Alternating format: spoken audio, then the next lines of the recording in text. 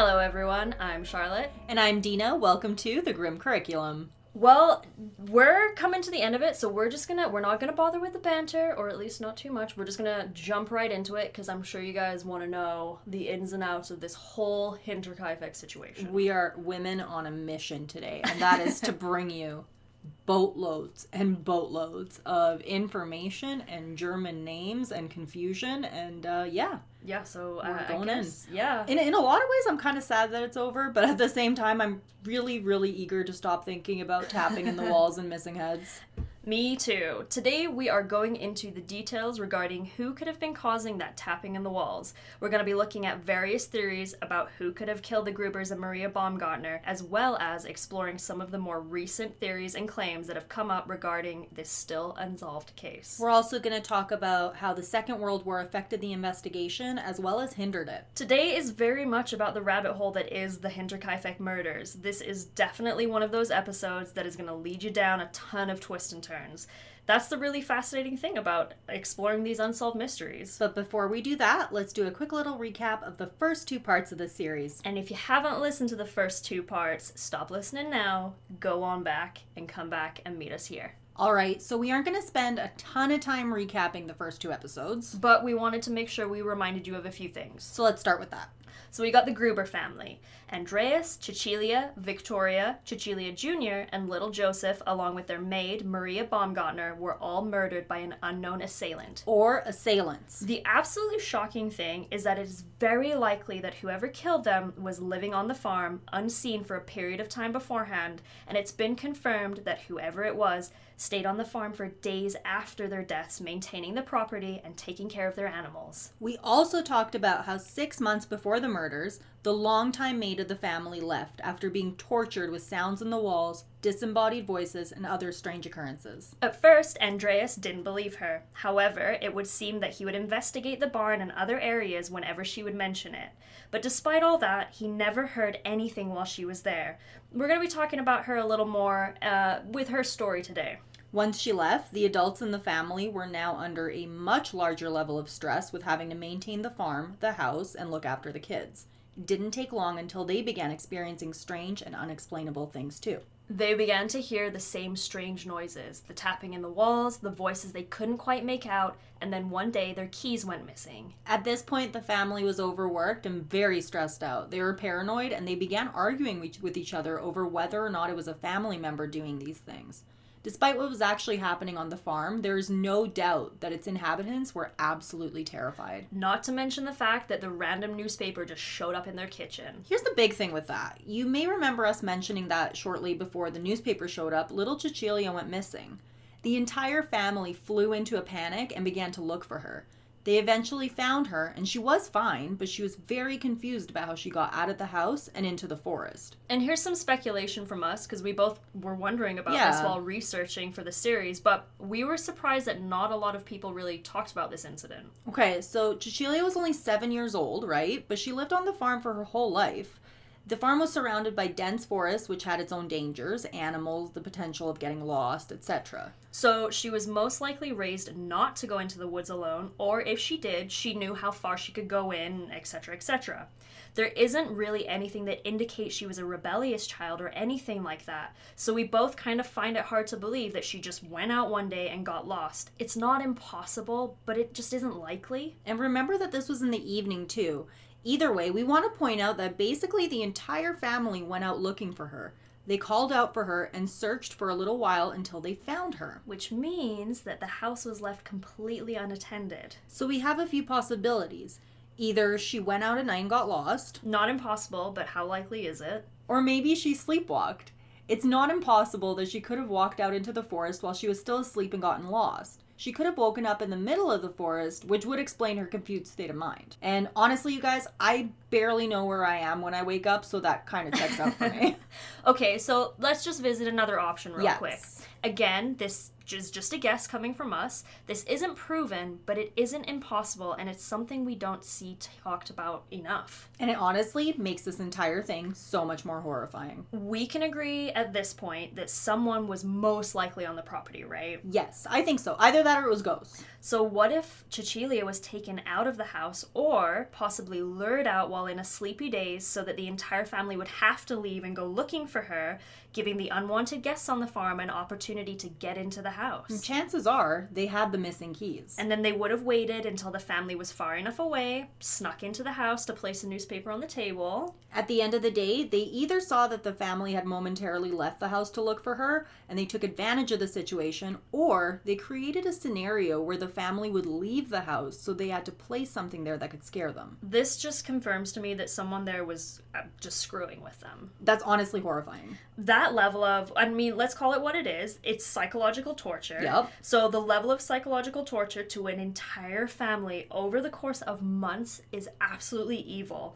It makes me wonder if the intention was always to kill the family, or maybe someone just didn't like them at first and was just horribly messing with them. Not to mention the tracks in the snow. The tracks that led into the house, but didn't lead out. Which honestly was either someone walking into the house and not leaving, or someone, like we mentioned in the first episode, walking backwards just to mess with them. Both are horrible. All of these events led to the murders themselves. That's right. And we're going to be talking a lot about all the potential suspects today. So many suspects. So many. Their bodies were discovered by their neighbors, Lorenz Schlittenbauer and 2 other men. Everyone who lived on the Hinterkaifeck farm was murdered March 31st, 1922.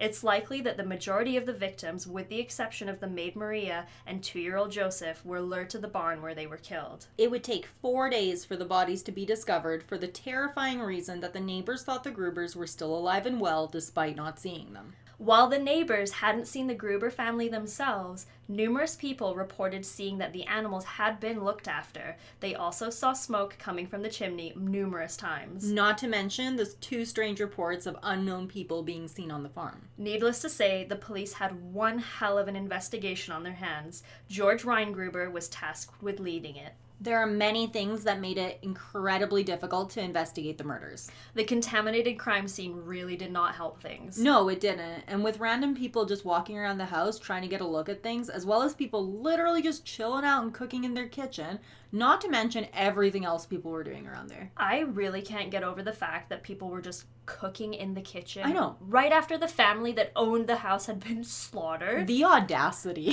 I mean, maybe, yeah, I don't know. But imagine, a crime scene is bad enough as it is without, dozens of people tromping through it. And they didn't clean up after themselves. No. They were messy as hell in that kitchen. They were like, it's a crime scene anyway. Let's leave our plates out on the counter. Exactly. Either way, Detective Ryan Gruber and his men, they cleared the area and they began their investigation. Their goal was to find the killer or killers, but before they could do that, they needed to figure out the motive. What could possibly cause someone to want to kill 6 people? Especially in such a gruesome and violent manner. Speaking of, we want to clarify something. In the last episode, we said that they concluded from the autopsy that the main murder weapon was a mattock, but we were mistaken. They actually originally thought it was a pickaxe or a similar tool. They hadn't found the weapon yet and assumed that's what it was. It did actually end up being a mattock, so we weren't technically wrong, but we're going to get back to that in a little bit. One of the things we talked about very early on in the series is that Hinterkaifeck Farm was considered very well established, and it was known that the Gruber family, no matter how frugal they were, had a lot of money. The police figured that out pretty quickly, and they thought that they were killed as the result of a burglary. And I mean, as a motive, that would probably make sense. Money unfortunately leads people to do a lot of shitty things to one another. The strange thing here is, though, Victoria allegedly did empty her bank account a few days before the murders. She donated a pretty decent sum of money to the church, but it's unclear what was done with the rest. She told the people who asked about the money that she had raised the funds doing missionary work. It absolutely does lead people to do terrible things. However, it doesn't look like that was the case here. When police investigated the home, they found that the family had large sums of money hidden throughout the house, and that if someone wanted to find it, they would have. So if they weren't killed over the money, what could it have been? At this point, Ryan Gruber gathered the information that he could, and he returned to Munich where he would continue to investigate remotely. What's interesting about this is that Ryan Gruber and his team were not the only ones investigating the case. There were actually a bunch of different police forces that were out there trying to solve the case. It was unlike anything most people had seen at the time, and I'm sure a lot of people just wanted to be the ones that solved the case. And something that I wondered about this was how well all of these different teams actually work together. Because there's so many American serial killer cases, as an example, that went unsolved for years just because investigators didn't communicate state to state. Or like the FBI isn't cooperating with the state police or whatever. Exactly. And I wonder if it was like, did they work together well as a team, or was it, well, I want to solve it? Like a competition kind of thing. Exactly. Yeah. I mean, so this is all going on. At this point, the family's heads were sent away, and I think we all remember what happened there. Yes, and as we know, a lot of you probably thought the use of clairvoyance may have been strange, but it was pretty common at the time. The mediums that were known for helping solve crimes were called criminal telepaths. That actually sounds less like someone that would help you and more like someone that would, like, steal your thoughts. Like, right? You're a criminal You're telepath. gonna, like, find out my PIN number by reading my mind and steal the $20 in my bank account. You're gonna be very disappointed when you get inside my brain, let me tell you. Right, you're gonna be scared. Don't, stay out of my brain, please, clairvoyance. Please, You're gonna have a bad time. Do not enter. The worst thing about it is this entire thing didn't have to happen because they didn't get any more information about the case at all. They took their heads, would later lose them, and they weren't any closer to figuring out who did it. So you're telling me that they didn't get the information about the murders by touching the heads and feeling the ghosts inside? Who would have thought? Right? So what else could have been a motive?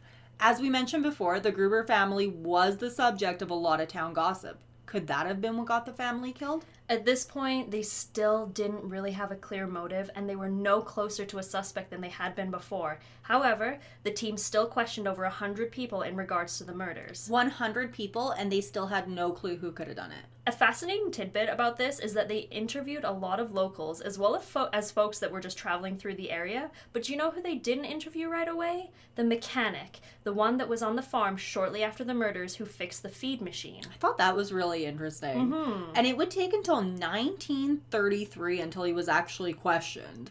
And strangely enough, no one really knows why it took that long. So maybe they couldn't find him, or maybe they just didn't see him as a potential suspect. It's hard to say. The police that collected all of the evidence that they could have, and the farm was passed on to the person who was next in line to own it. It was none other than the father of Victoria's husband, Carl Gabriel. He had the property completely destroyed the following year.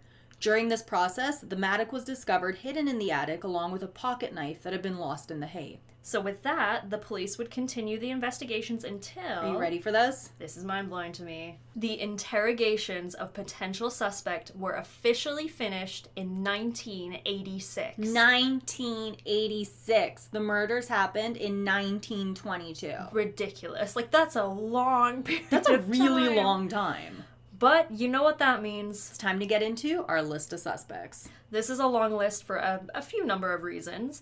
The first being that the police obviously wanted to solve this case as quickly as possible, and that they interviewed as many folks as they possibly could. But keep in mind, these are not just random people that they questioned and brushed off. These are all mostly legitimate people who could have possibly done this. A case with this many valid suspects is certainly bound to be incredibly complicated. And I want to remind you guys of something we talked about in episode 1. The Grubers employed a lot of different people. Not only that, they would often employ people that others refused to hire. This meant that the Grubers would sometimes hire people with criminal records. The First World War hadn't ended all that long ago, and that meant a few things. The first being that there was an obvious decline in population due to casualties on all sides of the war. We're by no means a history podcast, so we're not going to go super into depth about that, but essentially what happened was the economy was in shambles. I can relate to that. Oh my god, I think we all can. But, that being said, both unemployment and hyperinflation were on the rise, and unlike the Grubers, the majority of regular people were really struggling to survive despite working and earning a wage. Also relatable. Right, this is painful. These changes in the economy, they led to a rise in criminal activity. And I mean, maybe the Grubers were just really understanding people and they hired someone based on who they were and not what they did, or maybe they just didn't have a choice in the matter. Germany had lost a large amount of its workforce during the First World War, and the Grubers possibly just didn't have a lot of people to choose from. At this point, it made the most sense to the police to start looking at some of the people that the Gruber family had employed as suspects. Speaking of people who worked for the Grubers, we're going to be bringing back someone from the story we haven't mentioned in too much detail, the Grubers' original maid. Yes, so her name was Kretzens Reiger. At this point, she had of course heard about what happened. She would be questioned a few times and would help by providing a lot of information to the police. This led to the investigation of the Bickler brothers. The Bickler brothers were among the first legitimate suspects that the police had. Anton, the older brother, was in his 20s and had already developed a reputation for stealing and other criminal activity. His younger brother, Carl, was going down the same path. The Bickler brothers were employed by the Gruber family from November 1920 to around fall of the following year.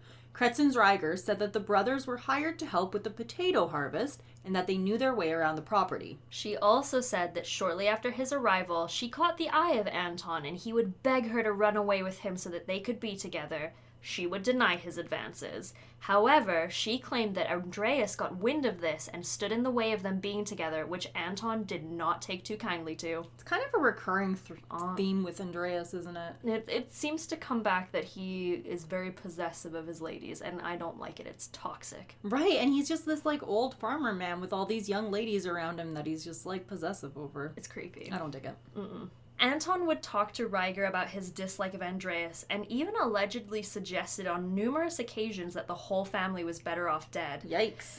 She also mentioned another worker being involved, a man named George Siegel.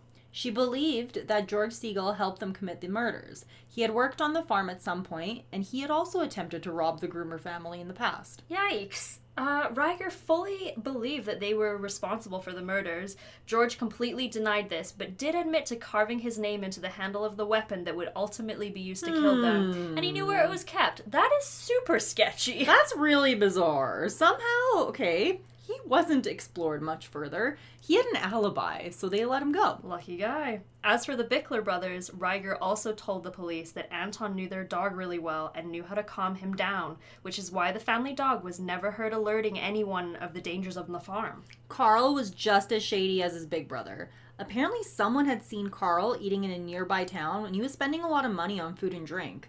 This was not normal for Carl, who was by no means a wealthy man.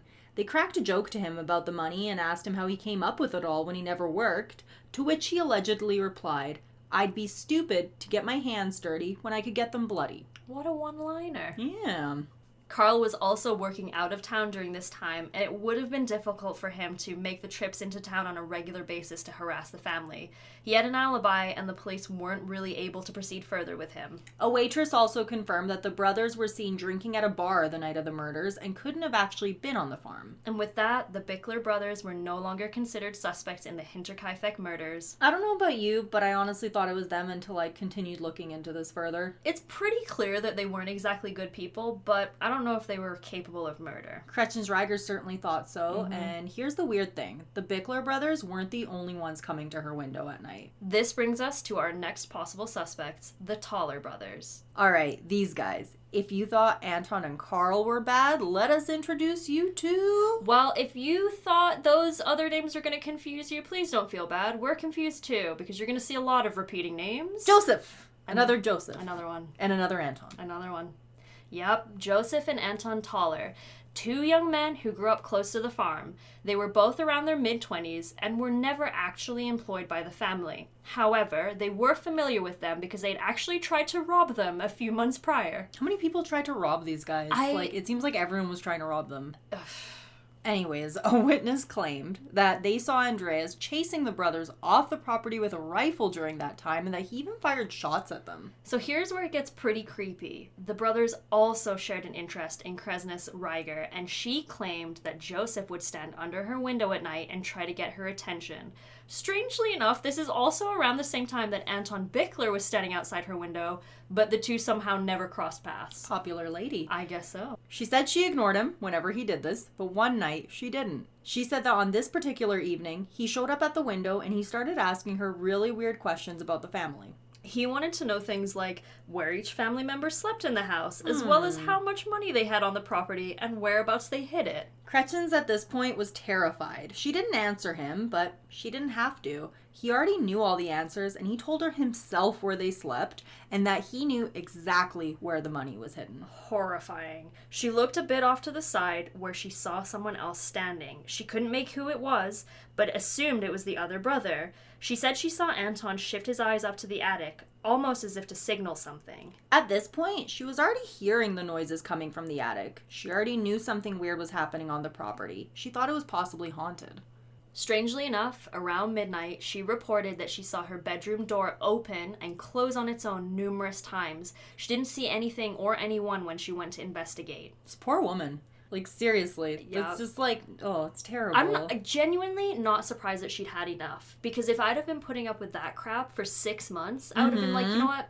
It's been nice, but this is not worth it. This isn't worth the pittance that they probably paid her. Probably. The police, hearing all of this, unfortunately didn't have enough to arrest the brothers. But a little over a year later, Kretzens Reiger was working at another farm near Hinterkaifeck. Someone who was working there happened to be related to the Toller brothers, and upon seeing her, they threatened her, and they told her that the brothers would kill her too if she continued to talk about them and connect them to the killings. This actually ended up being a good thing because now the police could use the death threat as a reason to arrest the brothers. They were taken into custody where they remained incarcerated and under investigation for months. However, in the end, there was not enough evidence and they were set free. It's all well and good to have had the forensic science advancements, but at the end of the day, they were still in the very early stages. And not to mention that the crime scene was just absolutely destroyed by other people just being there and interacting with things. And that was it for the Toller brothers. Kretzens Reiger would live in fear for the rest of her life, waiting for them to show up at her window again.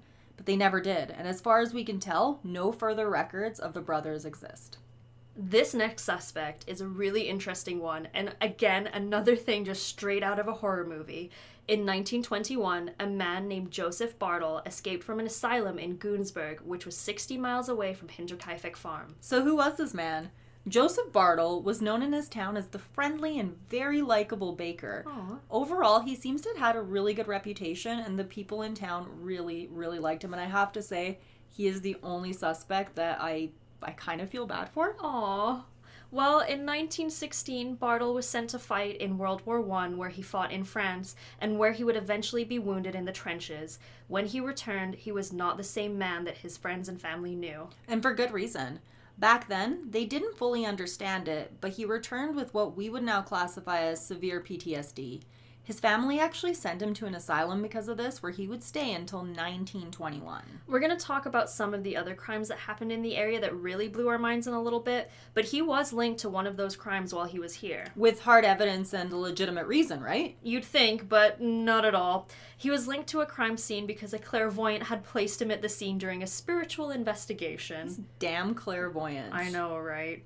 But anyway, in 1921, he ended up escaping. George Gruber issued a warrant and his home was searched along with the home of his parents. A lot of people in the area had things to say about him. Someone even claimed to have had overheard him confessing to the murders in a bar. Unfortunately, this led to absolutely nothing because as far as we know, Joseph Bartle was never found. Here's where things get really scary. George Gruber learned that between 1919 and 1922, there were a series of violent murders of couples as well as families. There was an attack in Hagau only 3 months prior to the attacks. 2 robbers invaded a farm in the middle of the night, and they killed a farmer in a similar fashion. Luckily, his wife was able to escape. Apparently, a local paper even wrote about how this could have been the same people as the Hinterkaifeck killers, but no one really knew who they were. And just days after Hinterkaifeck, and this time only less than 5 miles away, there was an attack that was very similar to the attack of the farmer and his wife. These seem like targeted crimes to me. A lot of similar aspects to them, and they were all in the same area. We can't forget that the suspects we've already talked about consisted of 2 men. And I mean, it gets crazy. Both before and after Hinterkaifeck, there were several murders happening over the years that were really similar, which is frustrating for many reasons, but it brings up a lot of questions.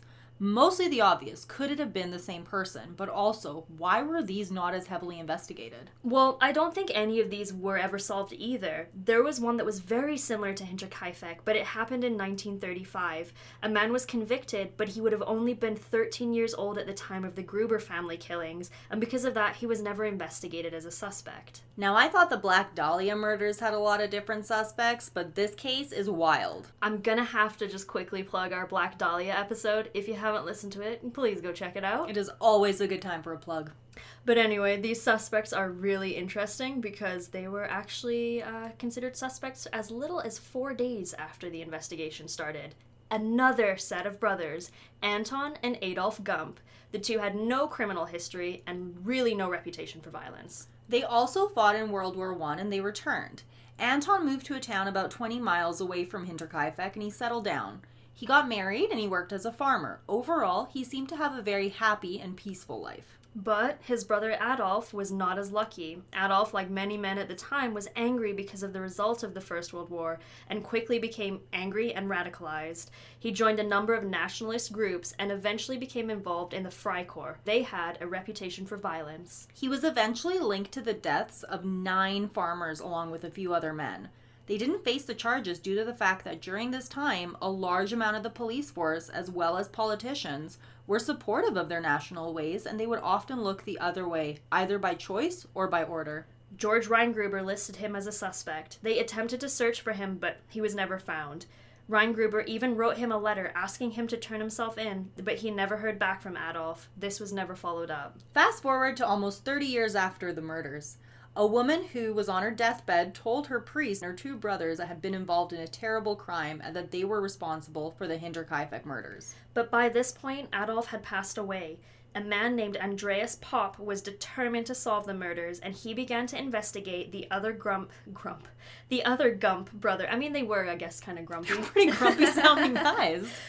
He began to investigate the other Gump brother, Anton. Adolf Grump.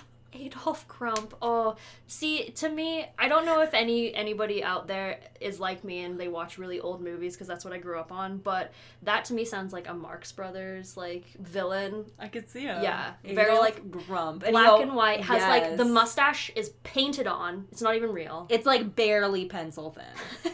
And he has a fancy hat. And he will, like, steal your money. He's coming for you now. There is no escape. You cannot escape him. Oh my god, you guys. Can you tell it's been a week already and it's only Tuesday? Yeah, if anyone else is feeling like it's been a long week and you're listening to this podcast to unwind, you are not alone, friends. We got you. Now back to the madness. They basically had zero evidence other than the fact that his sister had said that on her deathbed, so they couldn't hold him for questioning. He was cleared of any involvement and stated that he was incredibly shocked and confused as to why his sister would have said that about him. Investigators did learn from other people who knew the sister that she was known for making up stories. I'm an only child, okay? I do not have any brothers or sisters. But I can only imagine how pissed off I would be if I had a sister and I was all old and shit, and then the police showed up at my door and they're like, oh yeah, you know your sister who died? She thinks that you killed an entire family. Because you can't even confront her about it and be like, yo, what the fuck? Yeah, like, why did you say that? Why would you do that? I don't know. And just a quick note aside, if my sister is listening, because she does listen from time to time, Hi. I'm probably going to implicate you on my deathbed now, so I guess you better have figured out how to go first. Okay, do that. I'll write the book about it. Oh, sick. Yeah. Awesome. Okay, perfect. That's a But really you know good what? plan. Because we're planning it, you can pre-write the book. Ooh, And then you can just, like, release it on my death. Okay. Okay. All right, perfect. Thank you. I appreciate that. Andreas Popp was determined that it was them. He even said that he believed that Adolf had a relationship with Victoria and that he could have been the father of Joseph. And there was really zero evidence to any of that. The police suspected that the killer hid in the attic, and there was evidence that they had stayed behind for days afterwards. Anton could not have possibly done this. He had a wife and a job. People would have noticed that he was gone. Adolf, however, did not. Popp assumed that the two committed the murders and Adolf stayed behind on the farm. At the end of the day, they were not investigated much further because as desperately as Andreas Popp wanted it to be them, there was just not enough evidence. Now, during the first part of this series, we mentioned the name Carl Gabriel, and we asked you to remember him. This part is why. Carl Gabriel was the husband of Victoria Gruber. When him and Victoria had married, Carl had become part owner of the farm. Many people reported that Andreas was not happy about this, and he begrudgingly handed off the farm to the newlyweds. He also apparently really mistreated Carl too, to the point where Carl actually told a neighbor about this and told him that the family was so painfully frugal that they wouldn't even feed him despite having enough money to do so. Carl ended up returning home to his family. He would leave to fight in World War I, where it was reported that he was killed while fighting in France. But what if he wasn't? What if he wasn't? The theory is that Carl Gabriel didn't actually die in France, and that he returned home to the farm after stealing another soldier's identity. Upon his return to the farm, he was enraged to see that Victoria had given birth to another child. Which I think would make, most people pretty upset. Now imagine how upset he would have been if he, like many others, assumed the father of Joseph was Victoria's own father, Andreas. I thought of him coming back expecting like a warm welcome and then being upset about seeing Joseph. But the more I think about it, the more I think about the fact that if he really was alive and if he came back, he probably wouldn't have done it happily. He didn't exactly leave the farm on good terms in the first place, and he was already openly angry about the relationship between Victoria and Andreas. Imagine how much more angry he would have been if he was under the impression that they had a child together. And we do want to remind you that his body was not recovered. It was reported that his remains were destroyed when he died. It was likely an explosion that killed him. People said that they witnessed him die, but there was never any physical proof. There are some other reports that say that he didn't die in an explosion, but that his face was completely destroyed. But either way, he was not able to be identified. We want to point out that there not being physical proof of his death wasn't exactly super uncommon during this time. Actually, just a few years ago, the bodies of 8 men were discovered that had died during a battle in 1917. Their bodies were thought to be lost forever, but they were discovered and they were finally laid to rest. Unfortunately, Carl's body was not lost. It was likely blown up. So two very different things. What makes it even more interesting is at the end of World War II, there was a group of war captives that were released from Soviet captivity in the Schrobenhausen region. They claimed that the person who sent them home was a German-speaking Russian officer and that he claimed to be the murderer of Hinterkaifeck. A bunch of these men ended up taking back their statements, which makes this a little bit more complicated, but it was known by folks who knew Carl Gabriel that he had always wanted to go to Russia. Not only that, he told people that he wanted to go to Russia to escape the Grubers.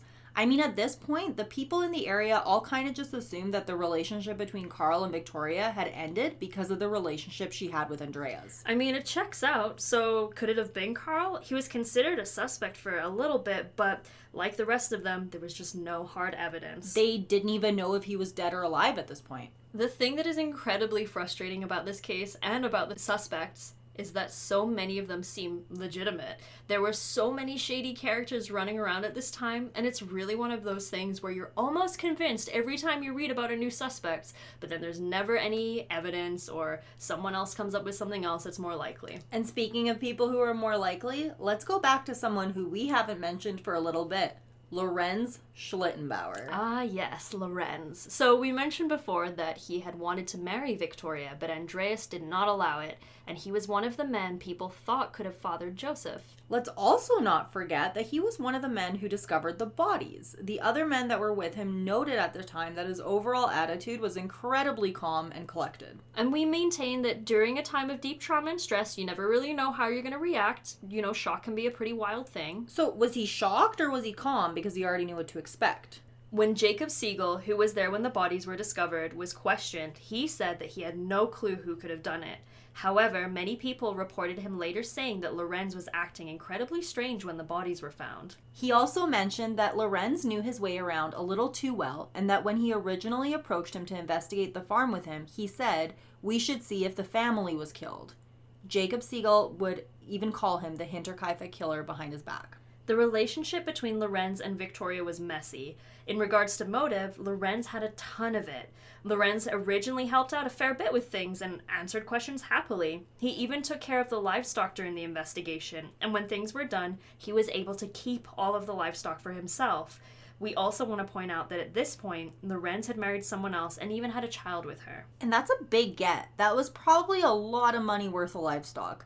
Police eventually found out about his relationship with Victoria, and they questioned him about baby Joseph. He told them that he was not the father, but that he did admit to having an affair with her, and that they had been intimate around the time that Joseph had been conceived. He completely denied that he could be the father, and when asked who it was, he answered without hesitation, Andreas Gruber. Apparently, he told a friend of his that Victoria told him he was the father, but that he fully believed it was Andreas. Lorenz had filed 2 complaints against Andreas for morality charges. This was actually what caused him and Victoria to serve time because of their relationship. The second time, he rescinded his complaints and he claimed that he was the father of Joseph. And he was even paying child support for Joseph. When asked about this, he told the police that Victoria had given him money and asked him to, quote-unquote, pay child support with it, likely so that people did not believe that Joseph was the result of an incestuous relationship. Strangely enough, in 1925, long after the farm had been torn down, a local teacher named Hans Blager found Lorenz visiting the remains of the demolished farmhouse. He asked him why he was there, and Lorenz responded by talking about how the person who killed them couldn't have buried them because the ground was frozen that night. So that's kind of weird. Yeah. This was seen as intimate knowledge of the crime scene, but it could have also just been him making an observation. And being weird, because, why was he there? That's what I don't get. Yeah, I mean, unless it was, a coincidence that it was, the anniversary of it or something, But it is kind of weird to come back to a spot that was, the place of a really tragic and horrific murder. But the criminal always returns to the scene of the crime. It is true. I know. It is so, true. Why was he never convicted? He had an alibi, his wife. She said that he could have never done it because he was working on the farm that weekend and he had been coming in and out regularly to sleep and to eat. It was also noted that Lorenz had severe asthma, and people did not believe that he had the strength to kill, let alone kill that many people. Interestingly enough, in 1941, he actually won a civil rights claim against people who described him as the Kaifeck Killer. He passed away shortly after, still claiming that he was innocent. So, who the hell could have done this? Now, this isn't even the entire list of suspects. These are just kind of the best ones that we thought were possible. And now some of you may be familiar with the Villisca Axe murders that occurred in Iowa in 1912. And that's a case we want to cover eventually, too. Yes. A man named Paul Mueller, who was linked to that case, was also linked to Hinterkaifeck. Those murders happened in the U.S., but it's not impossible for him to have traveled to Germany in the years after those murders. It was a 10-year span, so that's a lot of time. In 1971, a woman came forward and claimed that her 2 brothers named Carl and Andreas were the killers. She said she overheard her mother talking about it when she was 12 years old. And get this, apparently shortly after that, her mother died after setting herself on fire in the kitchen. Holy shit, what a way to go. And these claims were dismissed due to lack of evidence. Oh my god. In 1999, an elderly woman came forward saying that her former landlord had information about the killings. This was investigated, and it turned out that he had provided police with information back in 1935. But at this point, the suspect he mentioned was long, long dead, and they did not investigate it further. That's kind of becoming the, recurring theme with this one. It really is. Come on now. Maybe they should have just investigated a little bit further. Just a little bit. Well, that's the thing. They kept bringing it up, so they were, in a sense, investigating it further. They were trying to, But then it always ends with them not investigating it further. Not investigating it enough. Yeah, seriously. And finally, that brings us to 2007, more than 80 years after the murders. A group of German police academy students set out to solve the murders using modern-day technology and technique. And this was truly amazing work. A lot of the information that we're able to find was thanks to them. They have clearly spent a ton of time and effort putting all of the information together. And as you can probably see by now, there's so much of it. They wrote a lot about how the investigators did as thorough of a job as they could have at the time, but that there was a huge lack of professional and forensics that were used despite them being available. Fingerprints were never taken, even though that was the procedure at the time. Unfortunately, they were not able to fully solve this case. However, they were able to come up with a theory that they believe to be true, and they do believe they know who killed the Grubers and Maria.